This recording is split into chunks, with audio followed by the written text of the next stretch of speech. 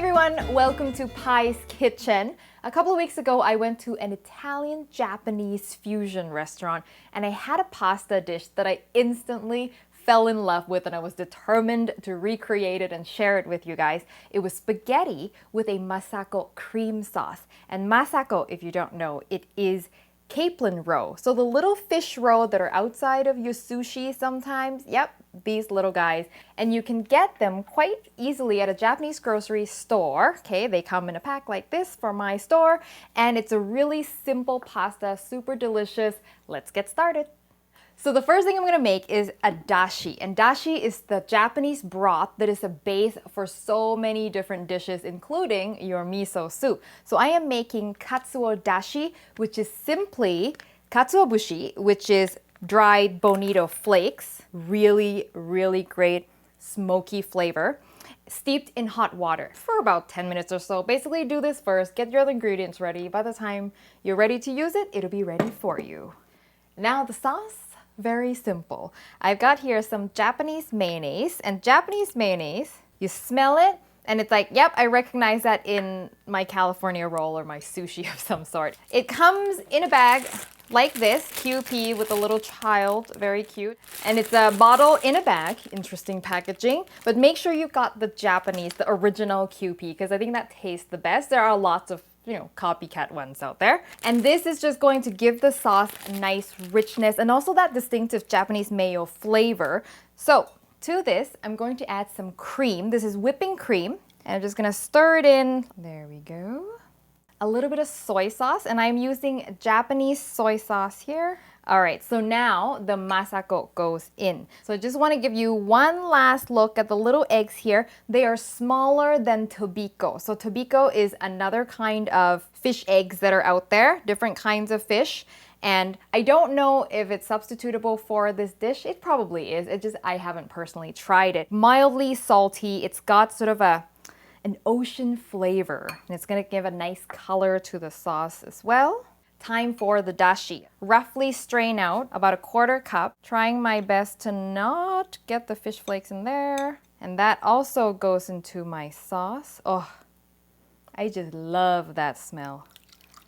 That's the sauce. How simple is that? And now I just gotta cut my vegetables and we're ready to assemble. So vegetables, I've got crimini mushrooms, button mushrooms, but the brown ones, because the brown ones are prettier. Just thinly sliced like that, and also some asparagus. And I'm just following exactly what the restaurant uses here, just because I thought it worked out really well. You can change up the vegetables if you'd like. Ooh, almost forgot one thing in the sauce. Whew, that was close. Mirin. So this is mirin, which is a Japanese sweet cooking wine. And I just like to add a touch of it because there's a lot of salty, and I'm also gonna add some lemon. So a little balancing sweetness. If you can't find mirin or you don't wanna get a whole bottle, just do a pinch of sugar.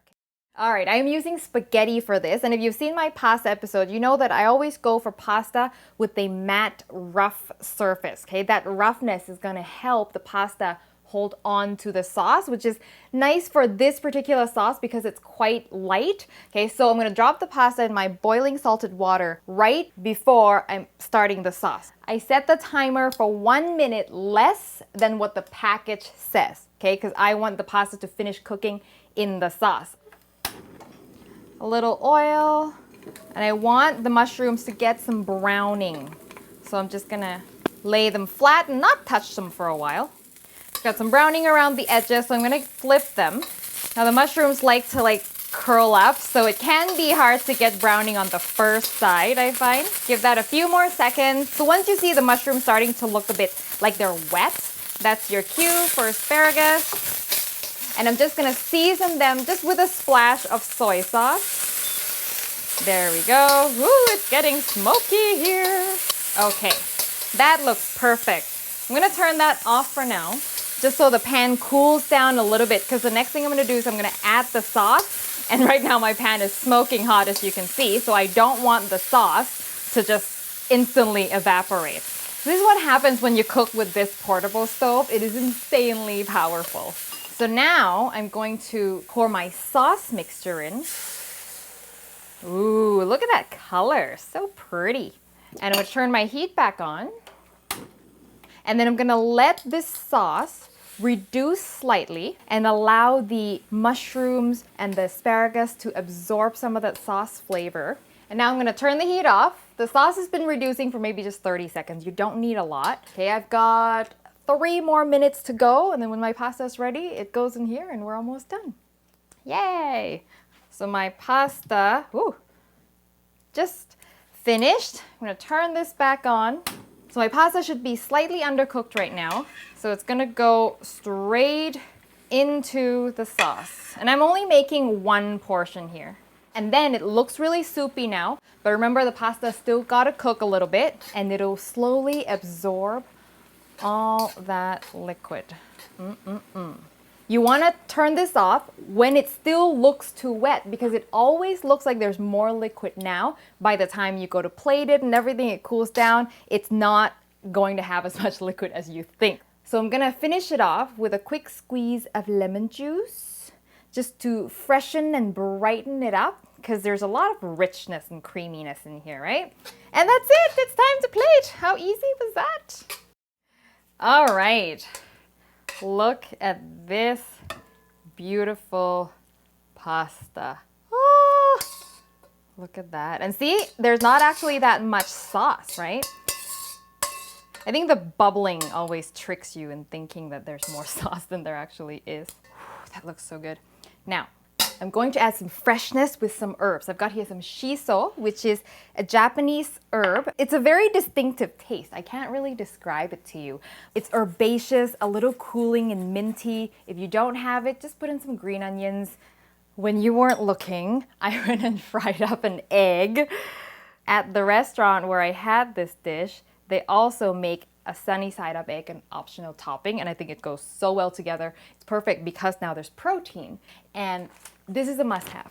You must have some nori, or Japanese seaweed. And I got one that's finely julienne because I think it's just so pretty. Goes so well with this sauce. It makes it that much more Japanesey. And look how beautiful that is. And a little extra Masago on top, just, you know, so we know what's inside. And that is it! Time to eat! Breaking the yolk is always my favorite part. Ooh. You want to just toss everything together. Ooh. Oh, that smell.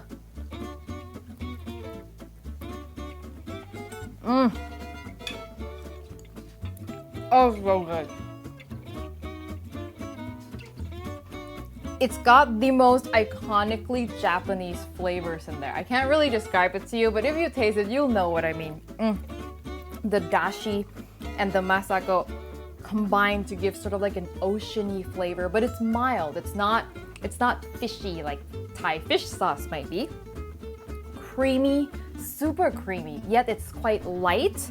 It's not heavy because of that lemon juice that we squeezed at the end. And oh my god, the pasta is perfectly al dente. It is just so good. So the recipe will actually now be on paiskitchen.com. I have launched a whole separate website so that if you want Thai food, you can go on Hot Thai Kitchen. If you want non-Thai food, Pai's Kitchen will have its own website now, so you can go and check that out. And please subscribe if you haven't done so, and send me a photo on Facebook, Twitter, or Instagram. And I will see you next time for your next delicious adventure.